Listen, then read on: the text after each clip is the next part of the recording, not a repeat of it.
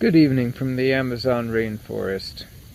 Welcome to the Fireside Chat.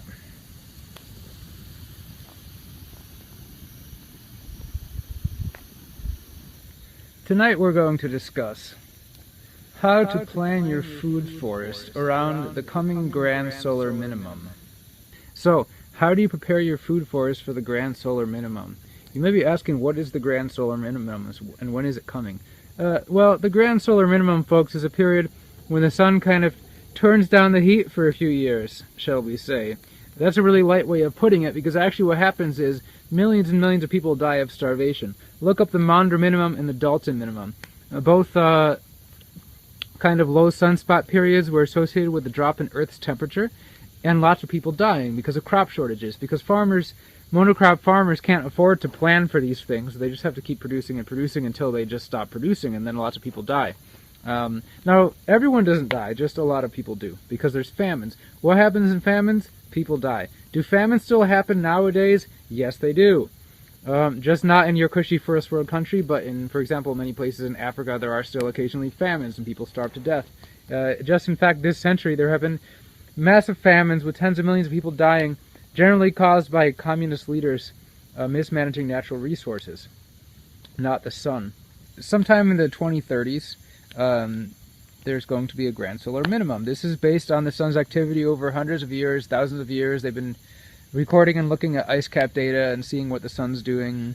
NASA and NOAA are both pretty consistent in their predictions. They have tons and tons and tons of scientists predicting the sun's activity, and most scientists are predicting that there is going to be some sort of a grand solar minimum coming in the next decade. Not right now. All these YouTube channels were predicting it this decade, this solar cycle.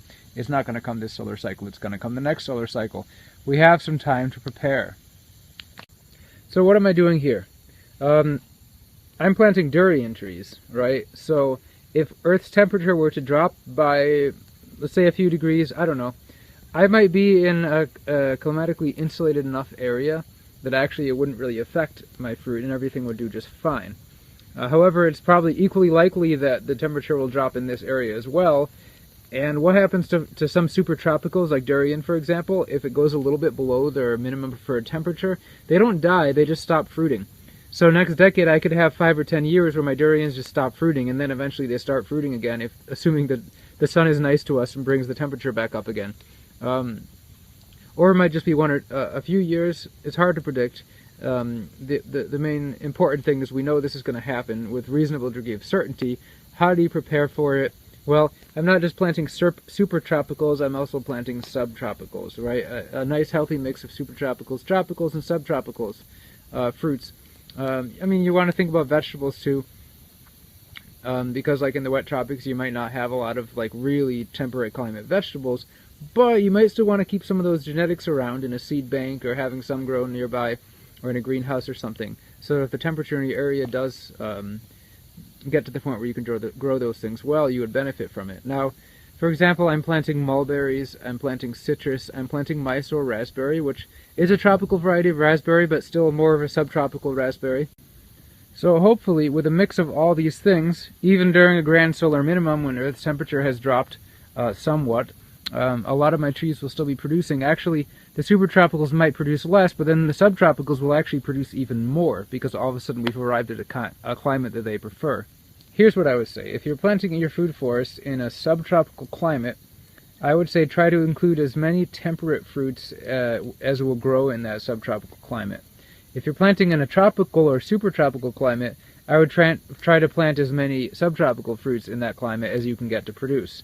But it's generally not a good idea to be growing temperate fruits in a tropical climate, because they're just either not going to grow or they're just never going to fruit, and you'd really be betting a lot. You could plant a few apple trees, and they would grow in the tropics, sure, but they would never fruit, and they might die. So that's a bit more of a risk. If you want to go really hardcore betting on the grand solar minimum, then plant like 10 apple trees. And maybe in 10 years you'll have apples if we really hit some kind of a mini ice age kind of thing, which would be interesting.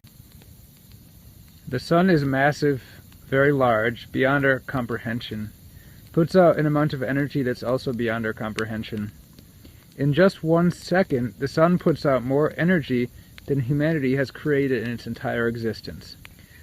Now, humanity's been around for hundreds of thousands of years. We only really started using and producing energy in the last century and a half, but imagine all the ridiculous amounts of factories and power plants and nuclear this and that, everything. Massive amounts of energy we've produced and consumed in the last century and a half, since the Industrial Revolution.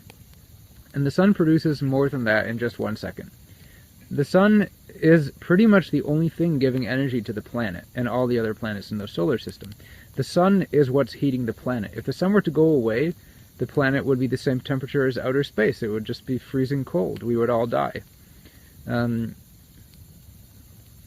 So that's basically the sun for you. If the sun changes just a little bit, the Earth changes a lot. Fortunately, the sun doesn't change much. But when it does, things happen. You got to be prepared for it. Now, you might be thinking, Peter mentioned NASA and NOAA predicting the grand solar minimum. Why should we believe NASA and NOAA? They're just a bunch of government scumbags. Well, I agree they are government scumbags, but actually, in a lot of ways, they're pretty legitimate organizations. And another thing that's kind of telling is that mainstream science is totally ignoring these scientists that are predicting solar activity. They don't want you to know about solar activity because it destroys the man-made climate change narrative, where we're so arrogant to think that we can actually change the climate on the planet. So obviously tons and tons of scientists are looking at solar data and analyzing it, making their life's work out of it, and then predicting what's going to happen in the next solar cycles.